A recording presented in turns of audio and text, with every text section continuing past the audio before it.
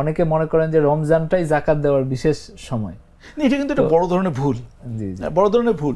তবে কেউ যদি তাকওয়া অর্জন করার জন্য একটু ক্যাপাসিটি মানে সিস্টেম করতে পারেন তাহলে ভালো।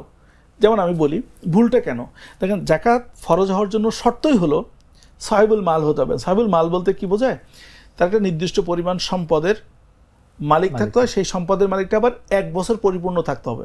এবং নির্দিষ্ট পরিমাণ সম্পদ বলতে আমরা সহজে যেটা বুঝি 7.5 তোলা স্বর্ণ এবং 52.5 তোলা রূপার যেটা আমরা বলি, এই পরিমাণ সোনা বা রূপা যদি কারো কাছে থাকে অথবা সমপরিমাণ টাকা যদি এরকম গচ্ছিত অবস্থায় 1 বছর থাকে, এখান থেকে কিন্তু আপনাকে বলে দিচ্ছে জাকাত কখন দিতে হবে।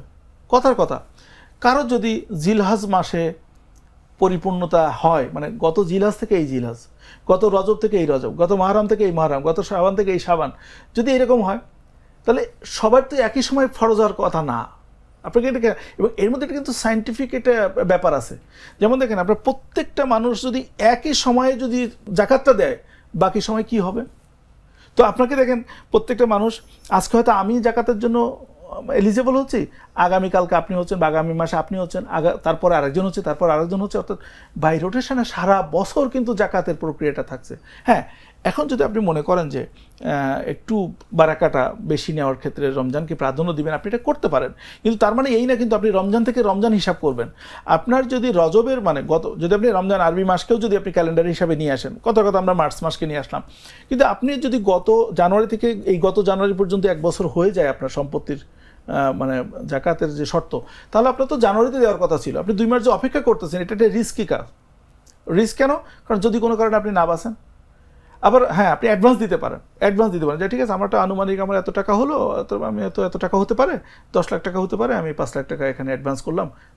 তারপর যদি আপনার কম হয় এটা সাদাকা হিসাবে যাবে, অথবা আপনি দেখা গেল যে আপনি এলিজিবল হলেন না ওই বছরে, কারণ একটা বছর সম্পূর্ণ সময় এই টাকাটা আপনার স্থিতিশীল হিসাবে থাকতে হবে, ডিপোজিট হিসাবে থাকতে হবে। তো সেই ক্ষেত্রে আপনার যেটা ভুল আমি বলবো যে রমজান মাসকে জাকাতের মাস হিসাবে না ধরা। হ্যাঁ, জাকাত আপনি রমজান মাসে দেন, এটা আপনি যদি দিতে পারেন এটা বেশি ফায়দা পাবেন, বেশি সাদাকা করার কারণে, কারণ প্রত্যেকটা আমলে তো সাদাকা মানে বেশি, কিন্তু এটার জন্য একটু রিস্কি না হয় যায়। যেমন আপনার গত শাওয়াল মাসে হয়তো আপনার ফরজ হয়েছে, আপনি 1 বছর অপেক্ষা করবেন, এটা কিন্তু ঠিক হবে না। ফলে রমজান মাসে আপনারা তো অবশ্যই জাকাত দেন, কিন্তু জাকাতের এই ক্যালকুলেশনটা ঠিকঠাক করে আপনাকে সেফ থাকতে হবে। সেটা আপনি অ্যাডভান্সও করতে পারেন, লেটও করতে পারেন, কিন্তু সেই জায়গা আপনার নিশ্চিত থাকতে হবে। সেক্ষেত্রে যদি কেউ আরেকটু বলি, যদি রমজান মাসকে নিতে চান, যদি কেউ আপনি নিতে পারবেন, তবে আমার কাছে মনে হয়, আমার এটা ব্যক্তিগত ওপিনিয়ন, যে যখন যার ফরজ হয় তখন সেটা আদায় করে ফেলাটা সবচেয়ে বেশি উত্তম। আর যদি তারপরও যদি 2-1 মাস সামনে থেকে রমজান মাসের সামনে নেন, তাহলে ওই টাকাটা, ওই ফান্ডটা যেহেতু আপনার আগেই ফরজ হয়ে গেছে, আপনার আগে থেকেই এটাকে আলাদা করে রাখতে হবে। মানে জাকাতের হিসাব করতে হবে মূলত স্বাবলম্বী বা ওই পরিমাণ সম্পদ অর্জন করা থেকে 1 বছর। হ্যাঁ, সেটা জানুয়ারি হতে পারে, ডিসেম্বর হতে পারে, নভেম্বর হতে পারে, মানে রজব, শাবান। আর যদি কারো এরকম হিসাব না থাকে যে কবে আমার কাছে সম্পত্তি আসছে, আমার ওই হিসাব নাই, না, এইটা কিন্তু একটা বিরাট ব্যাপার। জাকাতের জন্য শর্তই হলো হিসাব করা, এবং এটার মধ্যে কিন্তু আরেকটা মানে ইন্ডিকেশন আছে, সেটা হলো আপনার সম্পত্তি সম্পর্কে আপনাকে যে ওয়াকিবহাল হতে হবে, এবং এই ওয়াকিবহাল হওয়ার মধ্যে কিন্তু একটা মনস্তাত্ত্বিক ব্যাপার আছে। আপনি যখন জানতেছেন যে আপনার অর্থনৈতিকভাবে স্বাবলম্বী, তখন কিন্তু আপনার একটা ফ্রেশ মন থাকবে, আপনি মানুষের সাহায্য করার জন্য এগিয়ে যাবেন। দেখেন, দারিদ্রতা মানুষের অনেক কিছু থেকে পিছনে নিয়ে আসে। যখন আপনি অর্থনৈতিক ক্রাইসিস থাকবেন, তখন আপনার আত্মীয়স্বজনের খোঁজ নিতে ভালো লাগবে না, কিন্তু যখন আপনি স্বাবলম্বী থাকবেন, আপনি দেখবেন যে আপনার টাকা ব্যাংকে জমা হচ্ছে, তখন কিন্তু আপনি খোঁজ নেবেন, কিছু টাকা দান করতে পারবেন, এবং বুঝবেন যে আপনার এটা অ্যাবিলিটি আছে। ফলে এই হিসাবটা কিন্তু আপনাকে অবশ্যই করতে হবে। হিসাববিহীন কিন্তু জাকাত হয় না। জাকাত কিন্তু কখনোই এটা করা সম্ভব না, ওয়েল আচ্ছা ঠিক আছে 5 লাখ টাকা তো হইতে পারে, আমি 10 লাখ টাকা দিয়ে দিলাম, এটা কিন্তু জাকাত হিসাবে কাউন্ট হবে না, এটা হবে সাদাকা। জাকাত হতে গেলে আপনাকে অবশ্যই আপনার টোটাল সম্পত্তির পুঙ্খানুপুঙ্খ হিসাব রাখতে হবে।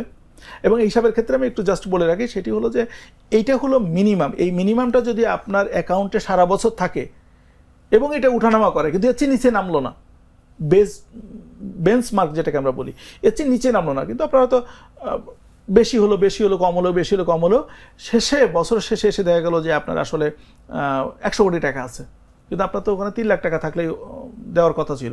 এই 100 কোটি টাকার উপরে কিন্তু আপনাকে জাকাত দিতে হবে যেদিন বছর পূর্ণ হচ্ছে, আর বছর পূর্ণ হচ্ছে কদিন, যেদিন আপনি মালিক হচ্ছেন সেই দিন থেকে, এবং এই হিসাবটা রাখতে হবে। এই জন্য মুমিন জীবনের প্রত্যেকটা কাজ কিন্তু হিসাব, এবং হিসাব রাখার মধ্যে আরেকটা প্র্যাকটিসের ব্যাপার আছে। আপনি যেরকম সম্পত্তির হিসাব রাখবেন, তখন আপনার যেমন বুঝতেছেন যে আসলে প্রত্যেকটা জিনিসের হিসাব রাখা সম্ভব, আপনার আমলের হিসাব যে আল্লাহ রাখতেছেন সেটার আপনার রিয়ালাইজেশনটা এখানে আসবে। সো একটার সাথে একটা সম্পৃক্ত আসলে। আমার একটা স্মার্ট সিদ্ধান্তে 25% গ্যাসের খরচ কমেছে। ভাবছেন কিভাবে? সাধারণ গ্যাস স্টোভ বদলে আমি এনেছি আরএফএল গ্যাস স্টোভ। এর সাইন্টিফিক নজেল ও ব্রাস বার্নার ক্যাপ সমানভাবে তাপ ছড়িয়ে রান্না করে দ্রুত, তাই গ্যাসও বাঁচায় 25%, টাকাও বাঁচে 25%। আরএফএল গ্যাস স্টোভ, নিরাপদ ও গ্যাস সাশ্রয়ী।